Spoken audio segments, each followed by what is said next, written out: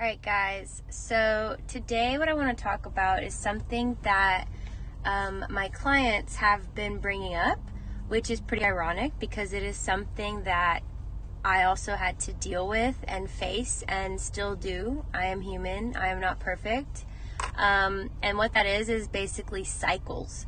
So when you're trying to break a cycle, a pattern, a habit, something that you're not really happy with, but for some reason you can't seem to control it, you can't seem to stop it, you can't seem to help your behavior. Basically, when this is happening, you are stuck in a vicious cycle. And no matter what you do, no matter what you try, nothing stops your continuous pattern. So what I find really interesting is that my clients are asking me why they are doing this rather than how to stop it. So they're less concerned with what do I need to do, how can I stop, how can I change, and they really just want to know why am I even doing this in the first place, which, I mean, I was the exact same way. It's natural to want to know the why before you can actually start to do something about it. So your patterns, your cycles, your behavioral responses can be anything from like the type of person you typically attract or go after in a relationship. It can be your behavioral reactions, the way you just emotionally react to things before processing how you feel and communicating your thoughts. It can be coping mechanisms. Those are a big one. So something that you do when you're hurt to avoid feeling the hurt or to basically not face what's really going on, to distract you. Why do I continue to do something that I know isn't good for me? Why do I continue to do something that makes me not feel good? Why do I continue to have the same behavior that either hurts me or hurts someone else, and I really don't like it about myself, but I'm still doing it? Why? The first reason is because it is such a deep-rooted behavior. If you're 30 right now, you have picked this up probably when you were about 5. So that's like 25 years of this cycle running the show. How are you expecting something that you've been doing for the last 25 years to change overnight just because you now see what you do?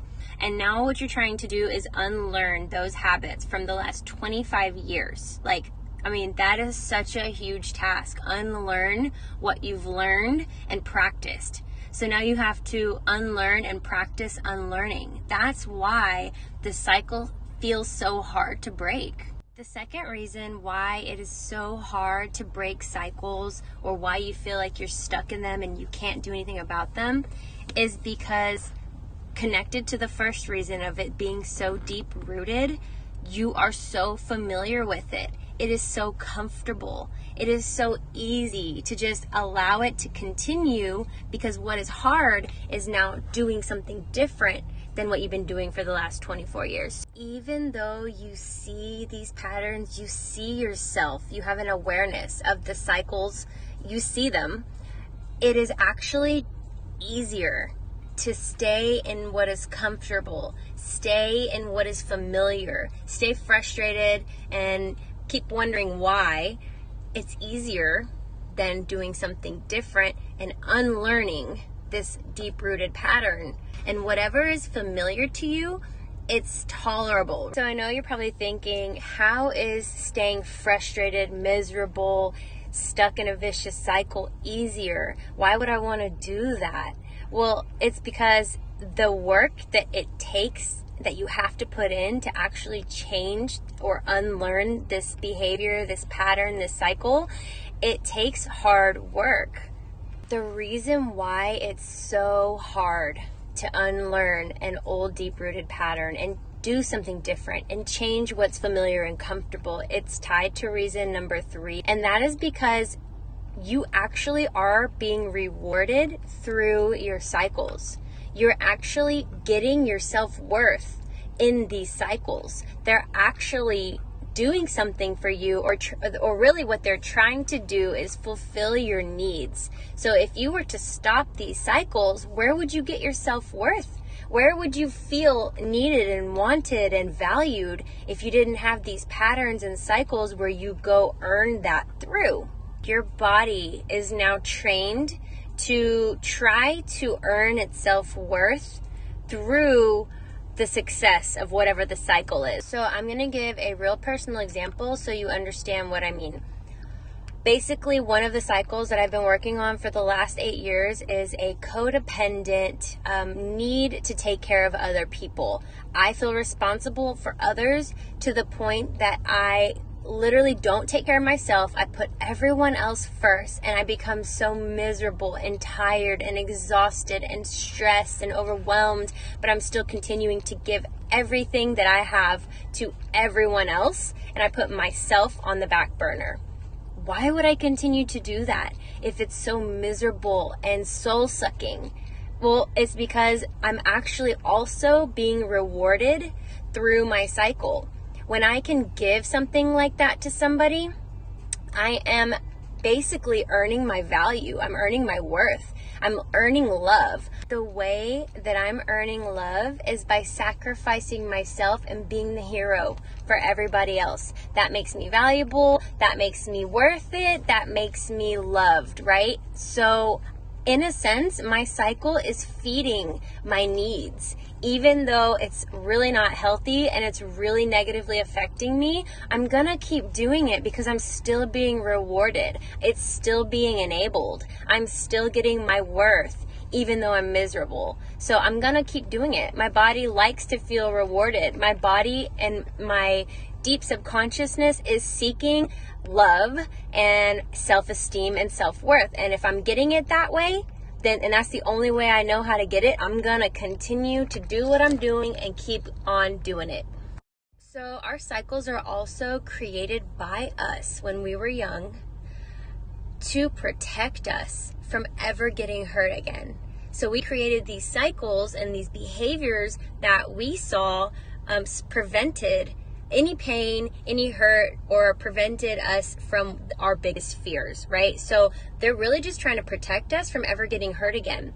And one of the biggest fears, and what I've seen is one of the biggest reasons why it's hard to break a cycle, is reason number 4 is your fears. Usually it's your fears of the unknown, or being alone, or doing something different. So you know your cycle because you do it all the time. You know the outcome. It's always the same thing, and you can handle that. But if you do something different, not knowing what is going to happen is very scary. What is your outcome going to be when you do something different? So a really good example of the fear of the unknown would be if your cycle or something, your pattern, is to stay in a relationship when you know it's not good for you.